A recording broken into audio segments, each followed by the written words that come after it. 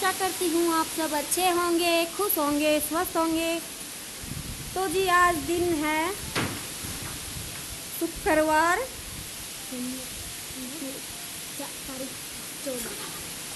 और तारीख है 14 जून। शाम का टाइम है और मैं आज ब्लॉग शुरू कर रही हूँ शाम के टाइम से। मेरे ख्याल में 6:15 6:30 या 7 भी बज गए होंगे। और ये देखिए आज तो पूरे दिन से ना ऐसे ही बादल हो रखे हैं, कभी आंधी आती है, बूंद एक भी नहीं आई है।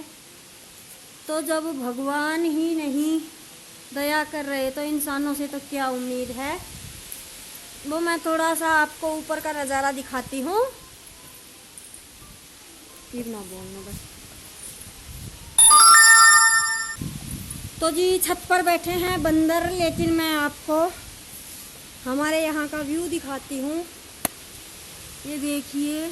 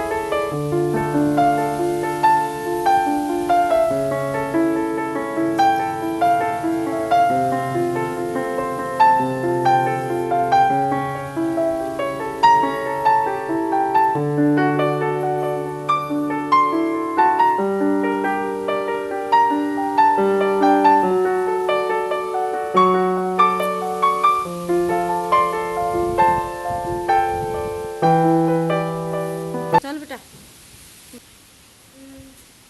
देख गेट शक्ल बंद कर का गेट खुल गयो।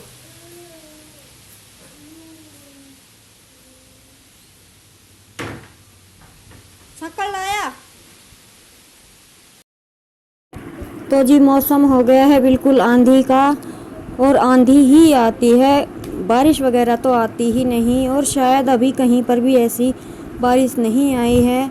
सच पूछें तो गेहूं निकालने के बाद बारिश आती है और वो जो धूल मिट्टी गर्द जो होती है ना तूड़ा निकालने की, वो सब साफ़ हो जाती है।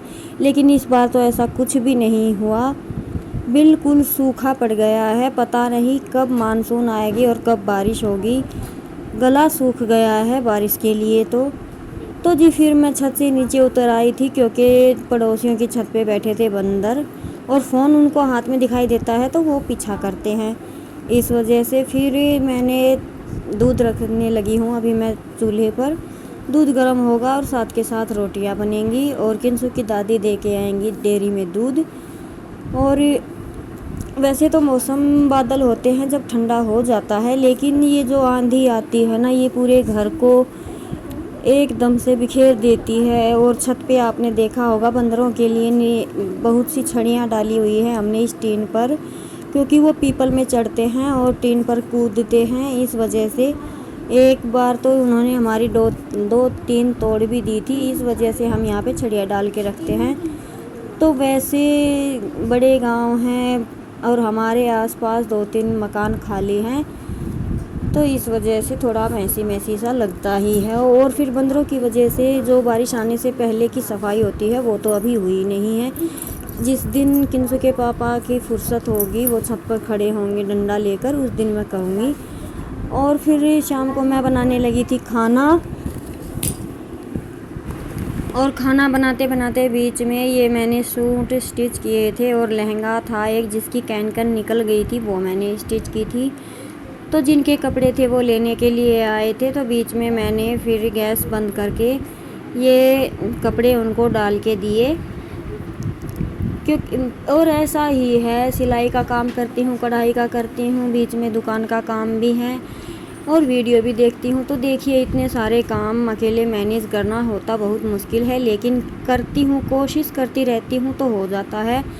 लेकिन डिफ़िकल्टी बहुत होती है, कभी किसी काम को बीच में छोड़ना पड़ता है तो कभी किसी को। तो कपड़े देने के बाद मैं आ गई वापस अपने रसोई में गैस को संभाल लिया है क्योंकि गर्मी इतनी ज़्यादा है। और हमारे अंदर यहाँ पे एक ही जंगला है, 2 कमरे हैं, बरामदा है और ये रसोई है।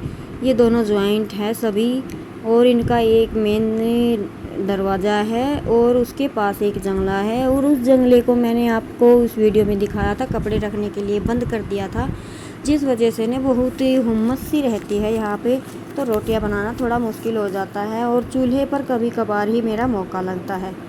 तो जी सुबह चावल बनाए थे, दाल बनाई थी और बच्चे ले रहे हैं दही और अचार। और ये आज का हमारा खाना हो गया है तैयार। खाना खाने के बाद मैं आ गई हूँ अपने दूसरी ड्यूटी पे। बर्तन कितने सारे हो गए हैं, तो अभी इनको साफ़ करते हैं और उसके बाद फिर करेंगे अपना दोनों टाइम। मेरा तो यही काम है। सारे काम निपटाने के बाद अभी नहाऊंगी और एडिटिंग करूंगी। किंसु के पापा आएंगे लेट तक, तब तक बस मेरा यही होगा काम, फ़ोन। तो जी आज के व्लॉग में इतना ही। अब लेते हैं आपसे विदा। अगर आपको मेरे व्लॉग पसंद आते हैं तो इन्हें लाइक कीजिएगा, कमेंट कीजिएगा, शेयर कीजिएगा ज़्यादा से ज़्यादा। और मेरे चैनल पर नए हैं तो इसे सब्सक्राइब कर लीजिएगा। तो जी कल मिलते हैं एक और नए व्लॉग में। इसी के साथ ही लेते हैं आपसे विदा। आप खुश रहिए, स्वस्थ रहिए, मस्त रहिए, अपना ख्याल रखिए और अपनों का। और जी जय राम जी की।